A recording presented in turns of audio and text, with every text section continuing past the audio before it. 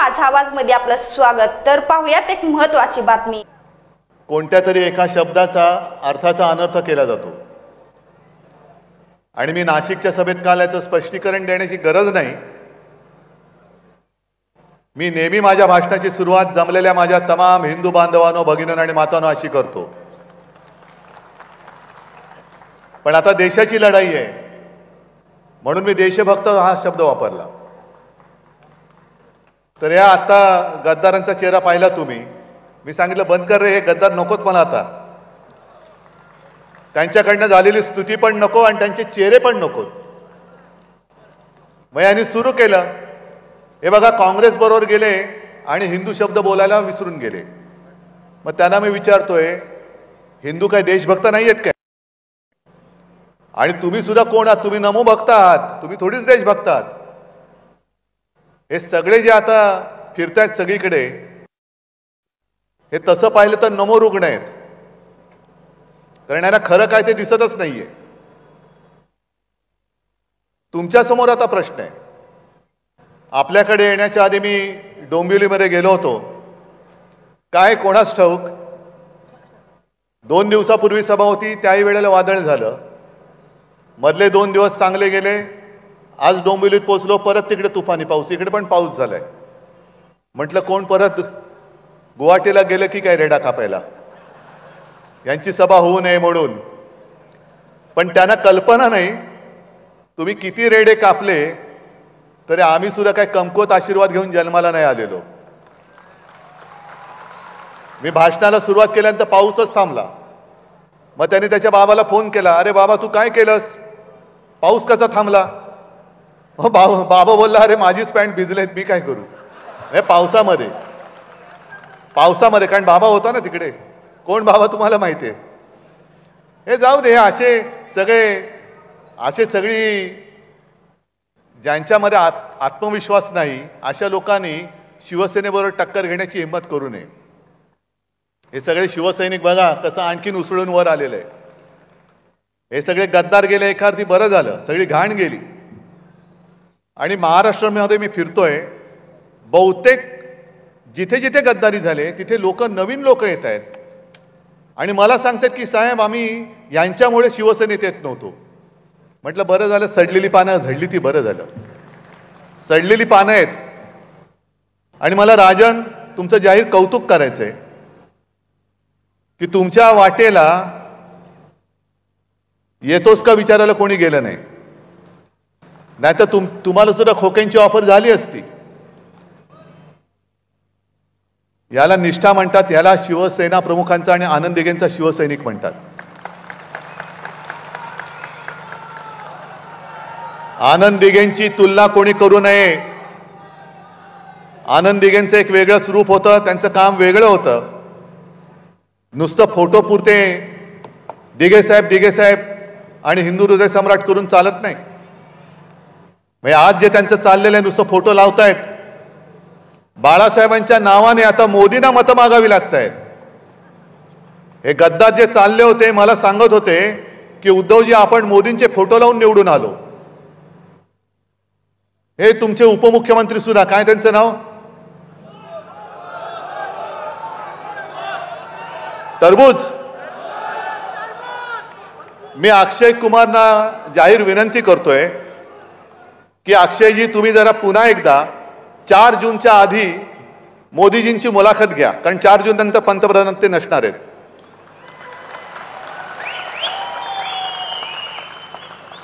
आणि 4 जूनच्या आधी मुलाखत घेतल्यानंतर त्या मुलाखतीत एक प्रश्न जरूर विचारा, जसा तुम्ही गेल्या मुलाखतीत विचारला होता की तुम्ही आंबा कसा खाता,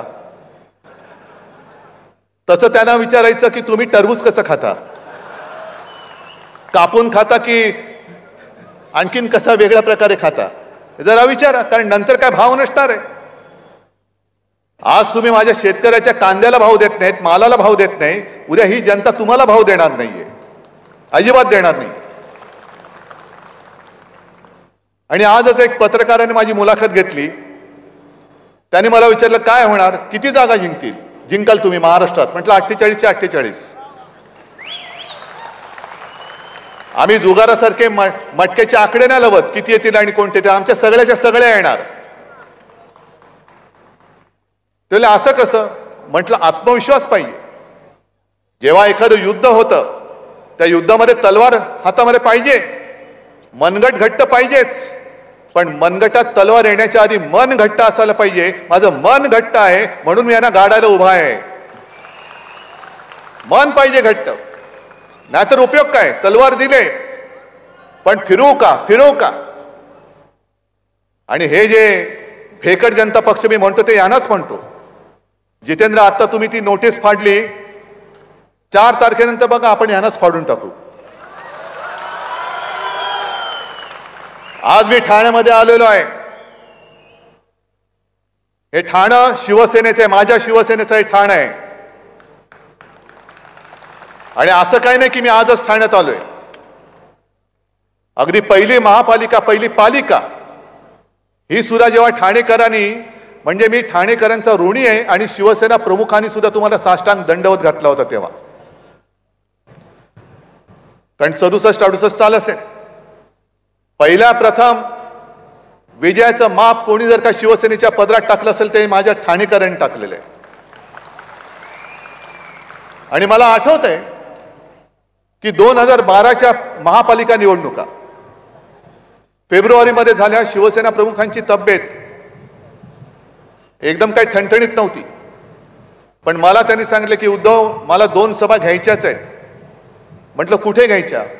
एक शिवाजी पार्कवर तर घ्यायचीच आहे मला, आणि दुसरी म्हणाले माझ्या ठाण्यात मला घ्यायची, मला ठाणेकरांना भेटायचंय.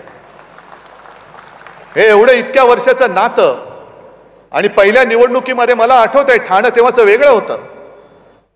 अगदी तेव्हा आपले पहिले नगराध्यक्ष ठाणेकरांनी निवडून दिले होते. मग सतीश प्रधान, मोदा जोशी, प्रकाश परांजपे सगळी मालिका आपल्याकडे होती. आणि मी माझ्या माबरोबर ठाणे आज शहर झाले, पण प्रचाराला बैलगाडीतून सुद्धा फिरलोय. तेव्हा यांना दाढी सुद्धा फुटली नसेल. अक्कलदाढ तर नव्हतीच तेव्हाही नाही आणि आत्ताही नाहीये. पण काय शेफारले. मला दुःख काय गोष्टीचं होतं की तुम्हाला मी काय दिलं नव्हतं. सगळं जे देता येणं शक्य होतं ते सगळं त्यानं दिलं होतं. आणि जितेंद्र साक्षीदार आहेत. जितेंद्र त्या मंत्रिमंडळात माझे सहकारी मंत्री होते. जितेंद्र, तुम्ही एकदा सांगा की त्यांचं काय कौतुक आपण करत होतो. सगळं दिलं होतं. एक तरी मुख्यमंत्री असा दाखवा की ज्याने नगरविकास खातं त्या कोणाला दुसऱ्याला दिलं होतं. मी दिलं होतं. नगरविकास खातं दिलं होतं. त्याच्या आधी MSRDCचं सगळं दिलं होतं. एवढी शेवटी त्यांची भूक वाढली, भस्म्यारोग झाला की त्यांना जे दिलं ते सुद्धा कमी पडायला लागलं. आणि मग जेव्हा माझं ऑपरेशन झालं होतं, खरं मी शिवसैनिकांवरती विसंबून आज सुद्धा तुमच्याच जोरावरती मी लढतोय, तुमच्याच जोरावरती. म्हणजे सगळ्यांना जो प्रश्न पडलेला आहे की अरे याचा पक्ष चोरला, आम्ही चिन्ह काढून घेतलं तरी हा उद्धव ठाकरे उभा कसा काय? कारण ते माझं ही ताकद कागदावरती आहे, खरी ताकद माझी समोर आहे. आणि जेव्हा शिवसेना सांभाळायला पाहिजे होती तेव्हा तुम्ही शिवसेना विकलीत, गद्दारी केलीत. नरेंद्र मोदी आणि अमित शहा, नरेंद्र मोदींचं काय झालं मला कळत नाहीये. कधी असं, कधी तसं, कधी तसं, कधी असं. आजच मला पत्रकारांनी दुसरा प्रश्न विचारला. TV9नीच ती एक त्यांची क्लिप दाखवली की उद्धव ठाकरे हे बाळासाहेबांचे वारसदार आहेत का? ते म्हणाले हो, त्यांचे ते पुत्र आहेत. मग नंतर म्हणतात नकली संतान, परत म्हणतात नकली सेना. मी कालही बोललो, परवाही बोललो, आजही बोलणार, उद्याही बोलणार. जो कोणी माझ्या शिवसेनेला नकली म्हणेल तो माणूस कोणी असला तरी तो बेअकली आहे. तो बेअकलीच माणूस म्हणायला पाहिजे. कारण स्वतः शिवसेना प्रमुखांनी या माझ्या सोन्यासारख्या शिवसेनेची जबाबदारी स्वतःहून माझ्याकडे दिली. मोदीजी, तुमच्या परमिशनची गरज नव्हती आणि नाही, आवश्यकताच नाहीये. पण आज तुमचे जे काही चाललंय, बाळासाहेबांचे माझ्यावरती खूप उपकार आहेत, ते उपकार तुम्ही असे फेडता. तुमची ज्या वेळेला राजकीय क्षितिजावरती हिंदुस्थानच्या ओळख सुद्धा झालेली नव्हती तेव्हा फक्त एकट्या आणि एकट्या हिंदू हृदय सम्राटांनी तुमची पाठराखण केली होती. ते विसरलात तुम्ही? नाही, तो त्यांचा खाजगी प्रश्न आहे.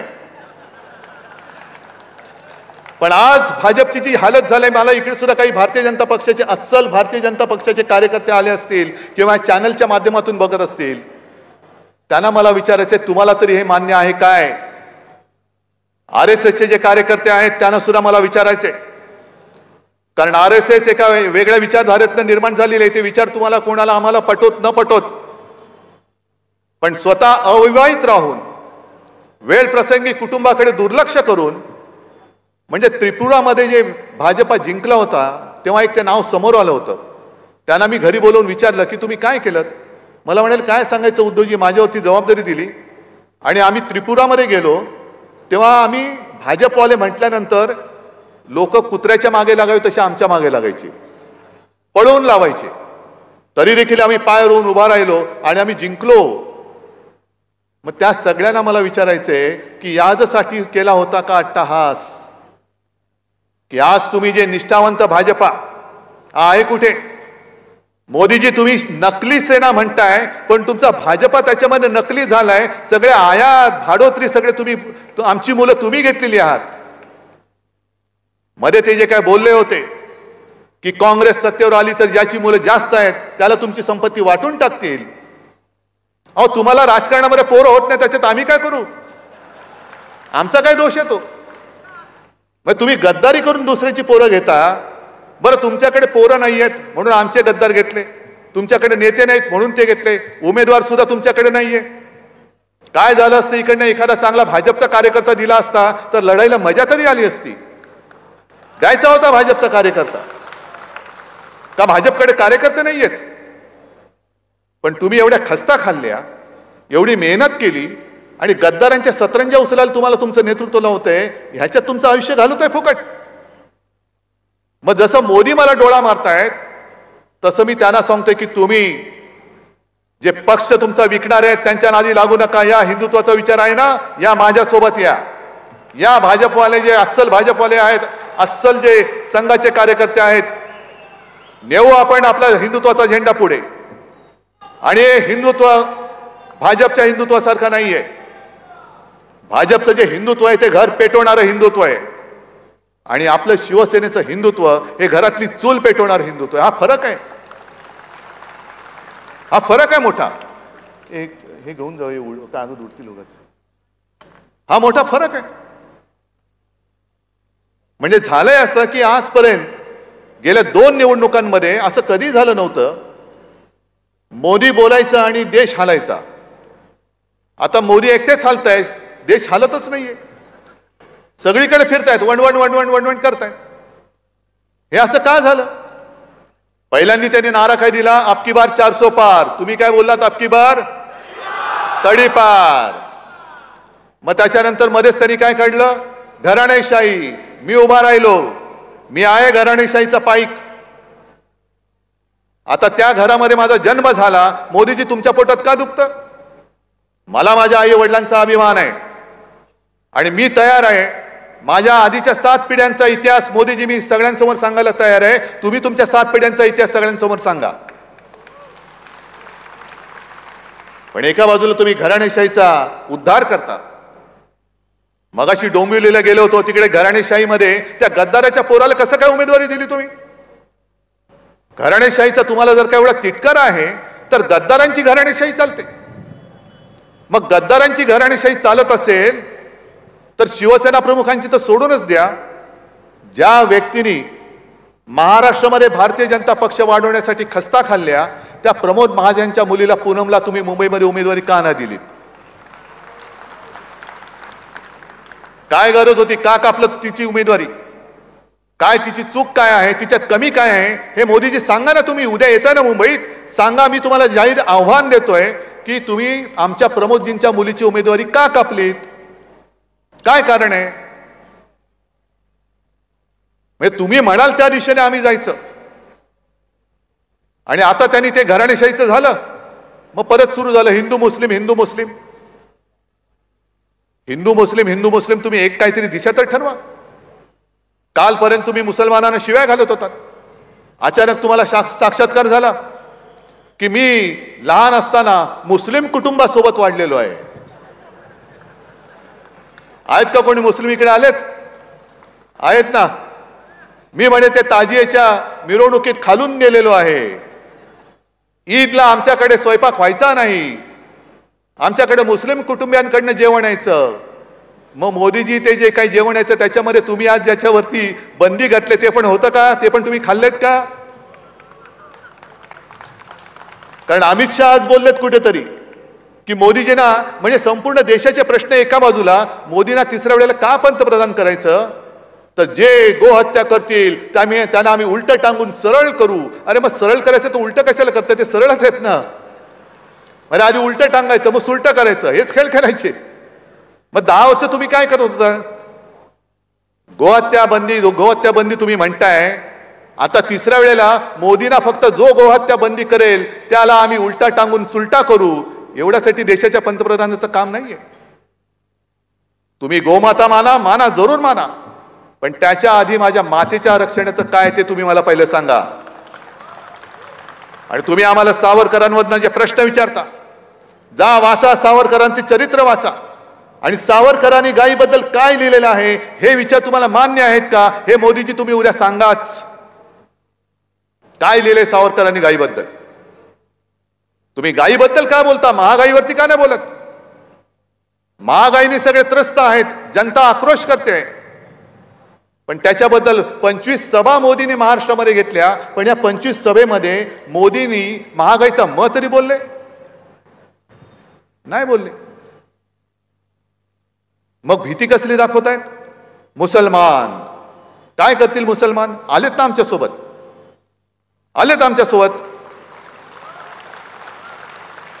पण आता भाजपचं कसं झालेलं आहे की एखादं मूल जर रडायला लागलं तर त्याला भूक लागलेली असते म्हणून रडते.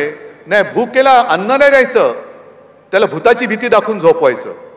आता मूल रडते, त्याच्या पोटामध्ये अन्नाचा कण नाही. 10 वर्ष तुम्ही तुमचे सगळे बँक अकाउंट सगळे फुगले, पण त्याच्या पोटामध्ये अन्नाचे 2 घास गेलेले नाहीयेत. तो भुकेने कळवळतोय, भुकेने रडतोय. बघ भूत येईल. हे काय, कोणता हा देश आहे?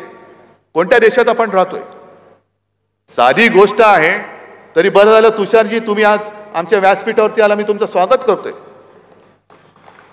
कारण मी जे बोलतोय तुमच्या समोर बोलतो, चूक असेल तर तुम्ही इथेच सांगा मी चूक बोलतोय. तुम्ही आज किती वर्ष महाराष्ट्रात राहतात मला माहिती नाहीये, पण जे मी बोलतोय तळमळीने, उद्या इंडिया आघाडीचं सरकार आल्यानंतर गुजरातचं जे हक्काचं असेल ते आम्ही देऊच. गुजरात बद्दल माझ्या मनात आकस नाही, गुजरात सुद्धा माझाच आहे. पण मोदीजी तुम्ही माझ्या महाराष्ट्राच्या तोंडातला घास काढून जो गुजरातला देताय तो मी कदापि सहन करणार नाही, हे मी तुम्हाला जाहीर सभेत सांगतोय. कदापि नाही. सगळे तुम्ही माझ्या महाराष्ट्राची हक्काची रोजी रोटी तुम्ही गुजरातला घेऊन जाताय. काय महाराष्ट्राने पाप काय केले? आणि हा आम्ही प्रश्न विचारल्यानंतर, हा मुद्दा घेतल्यानंतर त्या मुद्द्याला उत्तर नाहीये. मग फडणवीस काय म्हणतात? गुजरात काय पाकिस्तानात आहे काय? मग देवेंद्रजी माझा महाराष्ट्र काय अफगाणिस्तानात आहे? हा, गुजरात पाकिस्तानमध्ये नाही मला माहिती आहे, पण महाराष्ट्राने काय तुमचं घोडं मारलंय? तुमचं घोडं आम्ही अडवलंय. तुमचं वारू जे उधळलं होतं 400 पार, तो घोडा नव्हताच, ते खेचर होतं, ते आम्ही अडवलं. Go back. जा महाराष्ट्रातनं जसे उद्योगधंदे नेले ना, हे खेचर सुद्धा घेऊन जा. आमची नेलेच आहेत ना 40 जण, ते सुद्धा घेऊन जा सुरतेला, हे सुद्धा घेऊन जा घेऊन. सगळं गुजरातला आणि गुजरात आणि संपूर्ण देशामध्ये मोदीजी तुम्ही भिंत उभी करताय. ही भिंत हे पंतप्रधानाचं काम नाहीये, तुम्ही देशाचे पंतप्रधान आहात. आज शरम एका गोष्टीची वाटते की काल माझी सुद्धा सभा नाशिकला होती, दुसऱ्या बाजूला मोदींची सभा होती नाशिक जिल्ह्यात, आणि त्या जिल्ह्यामध्ये कांद्याचा प्रश्न बिकट आहे. गुजरातची कांदा निर्यात बंदी उठवून टाकली, पण महाराष्ट्राची कांदा निर्यात बंदी अजूनही तशीच आहे. थोडीफार इकडे तिकडे करतात, त्याच्यावरती टॅक्स लावतात. महाराष्ट्राचा कांदा उत्पादक तुमचा काय शत्रू आहे? पण त्या सभेत हे असंच काहीतरी हिंदू मुसलमान बोलायला लागल्यानंतर समोरनं शेतकऱ्यांनी घोषणा दिल्या कांद्यावरती बोला, त्याला पकडून पोलिसांनी बाहेर नेलाच. पण मोदीजींनी काय केलं? घोषणा द्यायला लागले, भारत माता की जय, भारत माता की जय. मग मला मोदीजींना विचारायचंय, मोदीजी तुमची भारत माता नेमकी आहे कुठे? तुमची भारत माता आहे कुठे? ही माझी भारत माता माझ्या समोर बसलेली, ही माझी भारत माता आहे. भारत माता म्हणजे आहे तरी काय? हे इकडे चित्र आहे, ते भारत मातेचं चित्र आहे. काय भारत माता फक्त चित्रामध्ये? माझी भारत माता समोर जिवंत तुमच्याकडनं अपेक्षा करते, आक्रोश करते. शेतकरी आक्रोश करतायत, महिला आक्रोश करतायत. गुजरात जर का पाकिस्तानमध्ये नसेल तर काय मणिपूर पाकिस्तानमध्ये? मग तिथे ज्या काय महिलांच्या धिंड काढल्या गेल्या ती भारत माता नाहीये. नुसतं आपलं काहीतरी राष्ट्रीयत्वाचं प्रेम आणायचं. अहो मोदीजी, तुमचे सगळे जण हे स्वातंत्र्य लढत होते कुठे? आणि भारत मातेचं प्रेम तुम्ही आम्हाला शिकवता. आम्ही जनतेमध्ये जेव्हा जातो, एक तर हे जेव्हा फिरतात संपूर्ण लवाजमा असतो यांच्याबरोबर. आपले शिवसेना प्रमुख जे बोलायचे की निवडणूक आल्यानंतर कोणी पंतप्रधान असता कामा त्यांनी राजीनामा दिला पाहिजे आणि देशात राष्ट्रपती राजवट लागली पाहिजे. कारण तुम्ही पंतप्रधान म्हणून फिरणार, तुम्ही देशाचे पंतप्रधान तुमच्या पक्षाचा प्रचार करणार. मग इकडे येऊन तुम्ही गद्दाराचा प्रचार करणार असाल तर माझ्या राजांचा प्रचार का नाही करालेत? तुम्ही देशाच्या आत्ता गेल्या वेळेला राजांनी सुद्धा तुम्हाला पाठिंबा दिला होता. पण तुम्ही सगळा लवाजमा म्हणजे येतील, विमानाने आले तर एअरफील्ड बंद, रस्त्याने जाणार तो रस्ता बंद. काल कल्याणमध्ये होते, कल्याणमध्ये अघोषित बंद. त्याच्याहून जास्त लज्जास्पद गोष्ट, काल मुंबईमध्ये त्यांचा जो रोड शो झाला, त्या रोड शो मध्ये त्याच्या 2 दिवस आधी ती जी दुर्घटना घडली होती, जे मोठं होर्डिंग पडलं होतं, त्याच्या खाली अजूनही माणसं अडकलेत असं म्हणतात. बचाव कार्य अजूनही सुरू आहे. त्याच भागामध्ये थोडेसे 2 गल्ल्या सोडून मोदीजी तुम्ही कसला तमाशा केलात? कोणाला तुम्ही शो केलात? कसला शो केला? तुमच्या अहंकाराचा शो केला. एवढी निर्दयता तुमच्यात आली कुठून? आणि त्याही पेक्षा भयंकर आणखीन, अचानक मेट्रो बंद करून टाकल्या, अचानक तिथले रस्ते बंद करून टाकले. तिथल्या महिला सुद्धा अशा चिडल्या, त्या म्हणाल्या आम्ही काही झालं तरी यांना मत नाही देणार, आता अजिबात देणार नाही. अनेक महिला ज्या घरी निघाल्या होत्या, घरी त्यांची बाळं वाट बघत होती, ते म्हणाले आम्ही करू काय? आमचे सगळे जाण्याचे मार्गच बंद केले, ह्यांना बघून आम्ही करू काय? टीव्हीवरती दिसतात ना. काय फरक काय पडतोय? टीव्हीवरती बघितले काय आणि समोर बघितले काय? फरक काय पडतोय? पण तुम्ही लोकांची कदर करत नाही. भारत माता की जय यावं, हीच तर भारत माता आहे, हीच माझी भारत माता आहे. भारत माता, देश म्हणजे देशातली माणसं आहेत, देशातले दगडधोंडे म्हणजे देश नव्हे. आणि जेव्हा जेव्हा तुम्ही महाराष्ट्रामध्ये येताय, एक तर रामाचा जप करता, कारण तुम्हाला पराभवाचं भूत समोर दिसायला लागलं. राम राम राम राम राम राम तरी करतात, जप करतो. आता यांना ज्याच्याकडनं पराभव होणार त्याची भीती वाटते, म्हणून ते उद्धव ठाकरेचा जप करतायत. सगळीकडे जातील तिकडे नकली सेना, नकली सेना, नकली संतान. बोला, तुमचे 4 दिवस आता राहिलेले आहेत, 4च दिवस राहिलेत. त्याच्यानंतर 4 जून नंतर मोदी पंतप्रधान नसतील, हे आज लिहून ठेवा, आज लिहून ठेवा. आणि त्यांना मी दोष देत नाही. त्यांचं जे असं तळ्यात मळ्यात मग कोणाच्या तरी गळ्यात असं जे काय चालतं, हा त्यांना दोष देता येणार नाही. मी आज टोमणा नाही मारत आहे, खरं सांगतोय. कारण आपण 2 दिवस नाही झोपलं तर किती मनावरती ताण येतो. येतो ना, येतो की नाही येत? डोळे चुरचुरायला लागतात, मन असं बधीर होतं, बुद्धी थोडीशी इकडे तिकडे हलते. हे तर 10 वर्ष नाही झोपलेले. आता 10 वर्ष झोपले नाहीत तर मेंदूला शीण आला असेल की नसेल? बरं, पंचायत अशी झाले की आता पातंजलीचं तेल पण लावता येत नाही, कारण त्याच्यावरती कोर्टाने बंदी आणलेली आहे. मग अमिताभ बच्चन जे वापरतात थंडा थंडा कूल कूल, ते थोडं भाजपाला थोडंसं त्यांच्या टाळूवरती घाला आणि थोडा आराम द्या. हे शिवसेना म्हणे काँग्रेसमध्ये विलीन होणार, तुम्हाला कोणी सांगितलं? आम्ही 25-30 वर्ष भाजपासोबत राहिलो, काय भाजपामध्ये विलीन झालो? पवार साहेब जे बोलले ते पवार साहेबांचा तो जो काही उल्लेख होता तो त्यांनी त्यांच्या विचाराने वेगळ्या यांनी केला होता. सगळे छोटे प्रादेशिक पक्ष. पण मला चिंता आहे ती भारतीय जनता पक्षाची आहे. कारण 4 जून नंतर यांचं सरकार राहत नाही. 5 तारखेलाच भाजपा फुटेल पहिला. आणि मोदीजी तुम्ही शब्दाचे पक्के असाल तर 2 वर्षानंतर तुम्ही 75 वर्षाचे व्हाल तेव्हा तुम्ही राजकारणातून निवृत्त होणार. आमच्या इंडिया आघाडीकडे खूप चेहरे आहेत. तुम्ही जे म्हणता ना की दरवर्षी हे पंतप्रधान बदलतील, अहो म्हणजे याचा अर्थ तुम्ही मान्य केले की आम्ही सत्तेवरती येतोय. आमच्याकडे खूप चॉईस खूप आहे. पण भाजपाचा आता प्रश्न आहे. भाजपला आता कळलंय की मोदींचं नाणं चालत नाही. आता पर्याय द्यायचा कोण? ऐन वेळेला आता चेहरा बदलता येत नाही. मग मोदीजी 75 वर्षाचे झाल्यानंतर झोळी अडकून गेले, मग भाजपाच्या पदरात धोंडे. भाजप काय करणार? त्याच्यामुळे हे सगळं असं जे विचित्र चाललेलं आहे, हा विचित्रपणा आता आपल्याला थांबवावा लागेल. इथे जी काय गुंडागर्दी चाललेली, मला मागे कोणतरी बोललं की इकडे कोणतरी काय ती गोल्डन गँग होती. महापालिकेमध्ये सुद्धा भ्रष्टाचार. एक तर ठाणा महापालिका तर लुटलीच. मध्ये बातमी आली होती की महापालिकेच्या तिजोरीत फक्त 10 कोटी रुपये राहिलेले आहेत. म्हणजे कर्मचाऱ्यांचा पगार द्यायला आता पैसे नसतील. मुंबई महापालिका ते ओरबाडून खातातच आहे. त्यांचे सगळे मित्र हे तुम्हाला माहिती आहेत कोण कोण आहेत. हे सगळे ओरबाडून खात आहेत. म्हणजे एका गोष्टीचा मला अभिमान आहे किंवा होता की शिवसेनेच्या हातात मुंबई महापालिका होती. ती आतापर्यंत महापालिका विसर्जित होईपर्यंत 2012 साली 640 कोटीच्या तुटीमध्ये असलेली मुंबई महापालिका आतापर्यंत आपण 90,000 कोटीच्या प्लसमध्ये आणून दाखवली होती. 90,000 कोटीच्या ठेवी ठेवल्या होत्या. मग मोदीजी आले, आपलं सरकार पाडलं.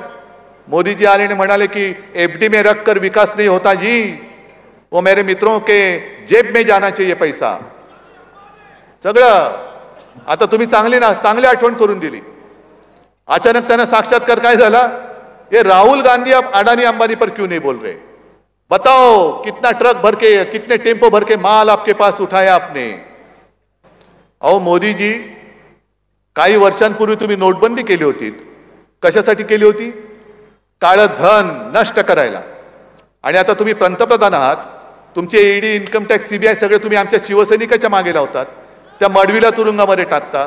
आज सुद्धा माझ्या सैनिकांना नोटीस येते.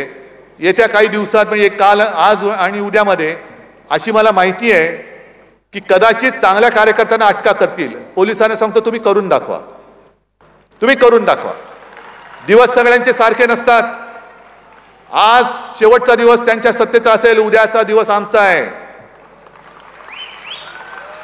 उद्याचा दिवस आमचा आहे. पण सगळ्या यंत्रणा तुमच्याकडे आहेत. तरी मोदीजी टेम्पो भर भर के माल कैसे जा रहा है आपको पता नहीं? आणि जर टेम्पो भरभरून काळा पैसा तिकडे जात असेल तर मग नोटबंदी तुम्ही केली, ती फसली, त्याची कबुली आहे की नाही हे तुम्ही सांगा सगळ्या जनतेला. मग तुमची प्रत्येक पावलं चुकतायत.